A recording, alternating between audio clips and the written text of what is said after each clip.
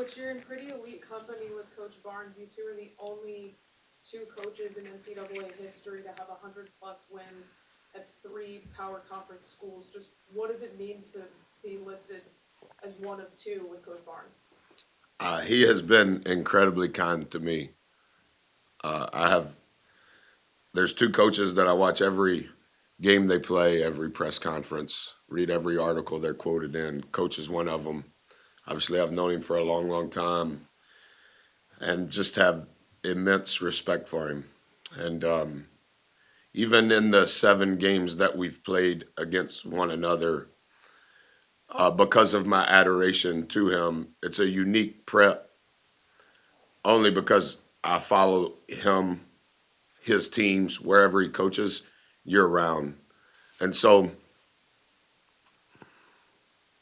I struggle trying to answer a question when the question regards me, but I'm very honored, very thankful. I know all 23 coaches on that list, and uh, some of them are not living anymore. But whether they coached at the Power Five level or not, to achieve that is pretty cool. So I'm thankful.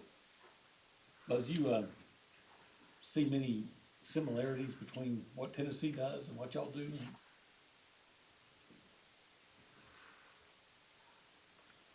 No, I don't think so. Okay. Their defense is number one in the country. I think our defense is good, but from a coaching lens, they play different. Their personnel's terrific.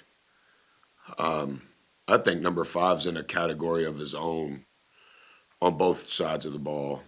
I think 15's the best defender that I've seen in this league. What two has done is like unbelievable in many respects. And I actually think that their returning players, you can tell Coach Barnes, his staff, there's a consistent player development program at Tennessee because you can see those guys get a little better and a little better and a little better. And five is an example of that. But they have other players that are growing, that are sophomores, that are now juniors, that have been in the program multiple years. And in this new era of how do you do it, I think the mixing and matching that they've done over in our time here since the portal began is an example of what to follow. There's some things, Olin, that they do in the first 6 to 8 seconds of the shot clock that when you watch it tomorrow, you would go, I think they're doing the same thing.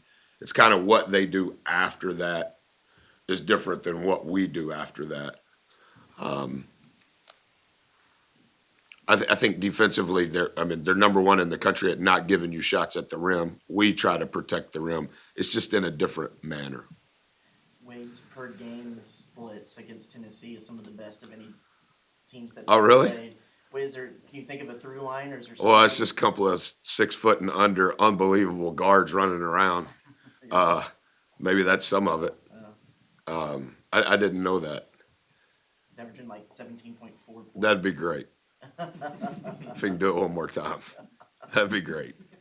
It seems like, mostly a lot of times because of how good they've been is probably the answer, but it seems like when y'all do face Tennessee, it is in big moments of the season, SEC tournament. Does it always feel like that game is elevated just a little bit? Yes, sir. And I know we didn't perform very well last year after we played them, but the first time because they were a mirror opponent last year, right? But I think the second time we played them,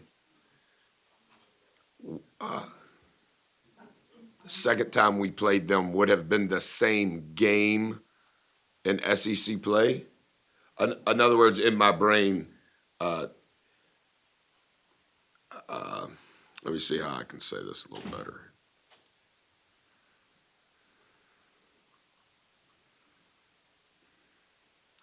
In other words, we have 5 games left in the regular season. And I think when we played Tennessee last year at Tennessee, when they handle this. When we finished that game, we had 5 games left. Do you think that's? I'd have to look it up, but that sounds about right. Yeah. And you can probably research this. I think some of the timing of the games are eerily similar too. Like, I don't know if year one, when we won at their place on Coach Summit Day, I don't think that was the same. And I don't think we played them in the COVID season. But I think the last 4 years, like, the timing has been like right now, It which was is, 4 last year, but within a week, yeah. is that right? Yeah. Because you played each other so much, it seems like in your time here and the players on this team, since they've been here for a while, does it feel like there's a familiarity more so with Tennessee than other teams? And does that help at all? Well, I think they're longtime returning players and our longtime returning players, I do think they're familiar. They're familiar with the games that we've played one another. I think we played them. We played them in the finals of the SEC tournament. I think that probably adds a little bit relative to the returning players, and I think each year, is it Boots? Is it Dex? Is it Zoo? Is it Gochi? Just like number 34th for them has been a huge addition in the portal. Number 2 for them has been a huge addition. And so it's like there's this critical mass group of returners that know, and you can kind of tell even on Thursday morning when we started prep, you could kind of tell that our returners are telling our new guys who are actually old that this is what it is. And you can just, they didn't tell me that, but I could kind of feel as I was presenting different things. And I would say probably some of that happens at Tennessee too. And like, I think without ego, I think that's a good thing, right? Like they're letting their teammates know, hey, this is the standard and this is really what's going on. So I think that's healthy. With the turnovers you guys had on Tuesday, was that more Mississippi State's infliction? Was that things you guys weren't doing well? And then, as you move forward from that, trying to, reduce that total, just, what have you guys been trying to do in practice and talk about that, not trying to have as many live ball turnovers particularly? Yeah, I mean, mathematically, that was the game. But it really wasn't the game. It was the half. We had 5 turnovers at halftime. Like, don't tell the kids this. I know some of them watch it, but we would take 5 turnovers a half the rest of the way. But when it's 12 in the next half, and then to your point, when they have 17 steals and we count block shots as live ball turnovers, okay, well, that's 22 times we didn't shoot. And so mathematically, obviously, we're not going to make a basket. But for us, we're not going to get an offensive rebound. And for us, we're not going to get fouled and or have a chance to make a free throw. And then, not always, but a portion of why our defense is good is if we score any kind of basket, our zone pressure, it probably helps us with time of possession, but then it ensures that our defense is set. And if 22 times you give it to them, probably 20 of those 22, you're never going to get your defense set. And so now maybe what is one of the better things we do is playing from a disadvantage. And some of the things that are required of us in our recipe offensively, we're not accumulating the volume of what we need. Like we defensive rebounded 84%. That we moved up 25 spots. It's the highest we've ever been. But like I was explaining to the guys, if I give you the ball and go, you go that away with your team, they're probably making it. So there's not a rebound to get. They're shooting 100%. And if we do that 22 times, it's just hard. But at halftime, it's a rock fight. It's exactly what you would think. It's a 1-point game. Physically, as physical as what it'll be tomorrow morning, but in the second half, it just we we we have done an unbelievable job, in my opinion, not of being the best team or having the most talent or the best coaches, but we've done a very consistent job of hitting our ceiling at what we know is most important. And in the second half, we weren't in the range of our ceiling, and we were playing from the floor too much. In that kind of game, you can't do it. You know, you guys are, if I read it correctly, you guys are 3-1 following a loss this year. Is there any? Is that right? Yeah, I mean, if I read it correctly. Well, we've had 6. Yeah, so it's this. Well, one of them was back-to-back losses. So that's the one loss. Um, so That would have been Kentucky. At Kentucky would have been the back-to-back. Yes, sir. And then, so with that being said, I don't. What was the score of that game? 80-69? 81-69. 81-60. Yeah. So is there anything that you guys take from that, like mental reset, conversations, kind of flush it and forget it? Like, how have you guys been so successful in that? Yeah, bits and pieces of all that. A mature group.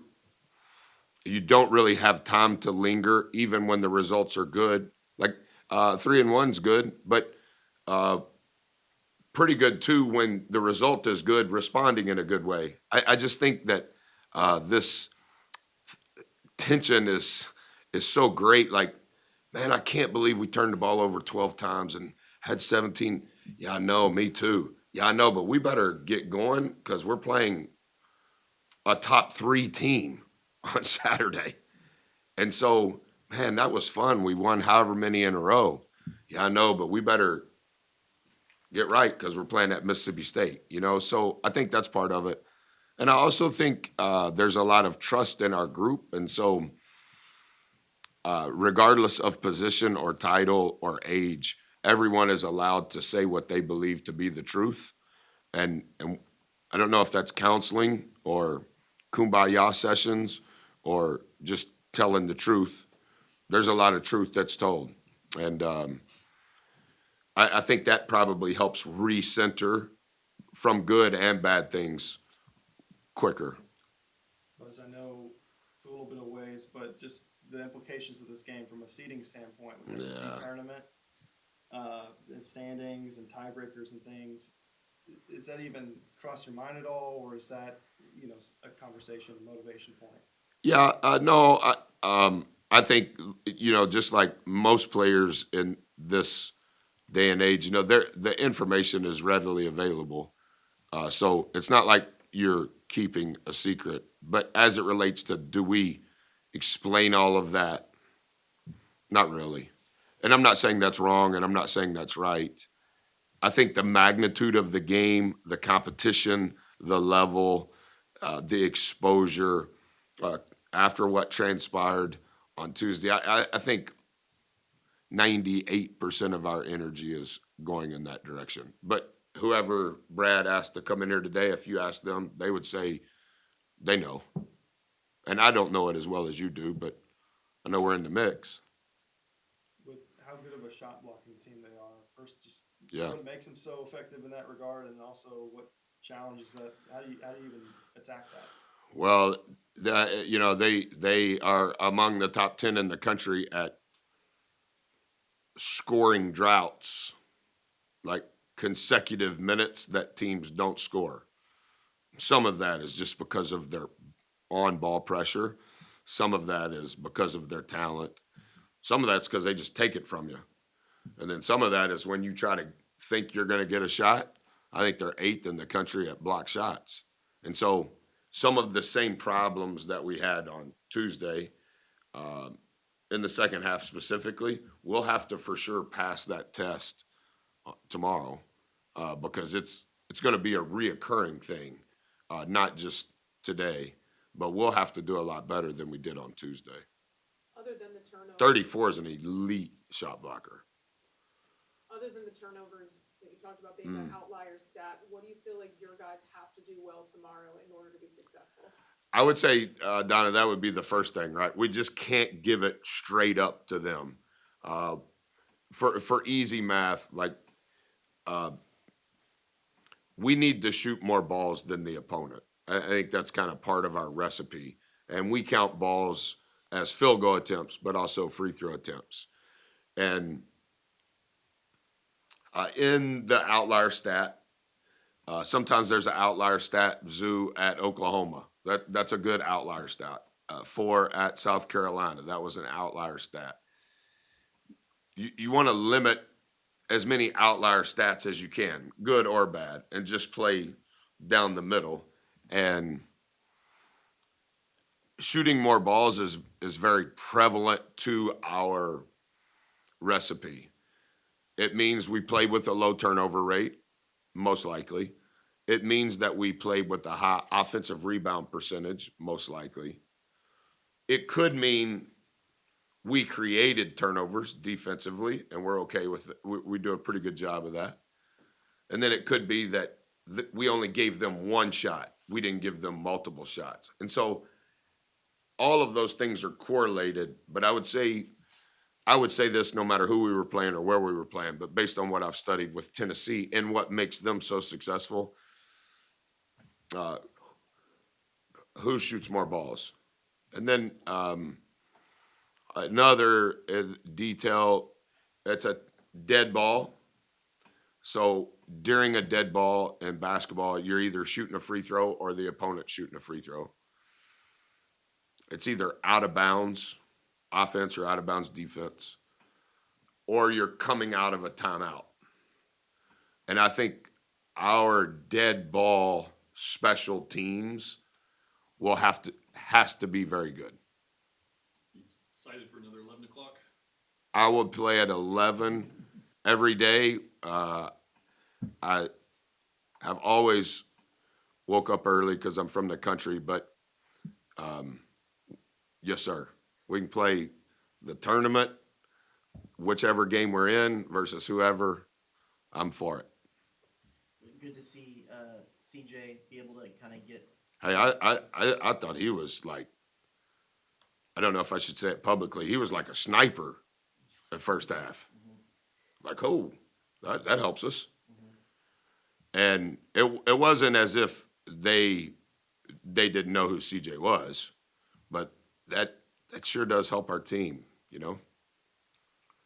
But if you turn the ball over, then he doesn't get to shoot either. Tennessee has scored 30 or more points in the paint over the last 5 games. I was wondering if there's going to be some extra measure taken in the paint to stop them. Yeah, I don't want to talk about that. They have somebody not named Hayden listening to what I'm saying. And I know you're new, and I'm not being a jerk to you at all, but I try to not discuss exactly what we're trying to do, just to kind of disguise it a little bit. They're top 5 in the country in the numbers that matter, basically for 2 reasons. They're going to score in the paint, and you're not going to score in the paint. And if there was only one stat that you were going to pay attention to tomorrow, that would be what you should, not the one that Brad's people do, because that's always wrong. If they shoot it and score it in the paint, or Texas A&M shoots it and scores it in the paint, count fouls too, free throw makes, that will probably decide the game. They're literally the best in the country. That's their defense is number 1. But protecting the rim defensively, they're number 1. And so they score more points than the opponent because the opponent scoring 2. You like the black uniforms? I don't know. Are we wearing black? That's what I've heard. Yeah, my job's changed. I know Olin doesn't think it has, but the last 4 or 5 years, the job's really changed. And I've tried to adapt and spend time studying and learning, and that's one of the buckets I gave up. The only equipment bucket I'm in charge of now is quote shirts. So thanks for telling me. We're wearing black? I'm going to wear black then. Men in Black, Olin. You saw that movie. There's 3 of them? Yeah, there's 3 of them. Okay, well, so that's how I'm older than you. No, but okay.